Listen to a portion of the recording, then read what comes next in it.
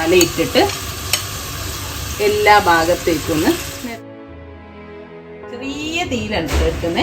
ഇത് നമ്മളെ റൈസ് ഇല്ലേ, ഇതാ കണ്ടോ, സാഫ്രോൺ ഇട്ടോണ്ട് ആ കളർ കണ്ടോ, ചൂടോടെ റൈസ് ഇട്ട് കൊടുക്കണേ. അതാണ് അങ്ങനെ നമുക്കിതാ ഇതിൻ്റെ മേലെ നമ്മൾ ഞാൻ പറഞ്ഞില്ലേ നേരത്തെ മാറ്റി വെച്ച ഉള്ളി ബിരിയാണി മസാല ഇത്തിരി ഇട്ടോ, ഒരു പേരിന് മാത്രം. റൈസിലേക്ക് നമ്മൾ സാധാരണ ബിരിയാണിയിലൊക്കെ ചെയ്യും പോലെ ഇത്തിരി ഗീ ഇട്ട് കൊടുക്കും. എന്നിട്ട് നമുക്കിതാ ഓയിൽ പേപ്പർ വെച്ച് നന്നായിട്ടൊന്ന് ഇത്ര പണിയുള്ളൂ. ദമ്മിട്ട് കഴിഞ്ഞു. ഇനി ഒരു 15 മിനിറ്റ് ഞാൻ ഓഫ് ചെയ്ത് വീണ്ടും ഒരു 15 മിനിറ്റ് ആയിട്ടോ. ഇനി നമുക്ക് തുറന്നു നോക്കേ. നല്ല ചൂടാക്കണ്ട.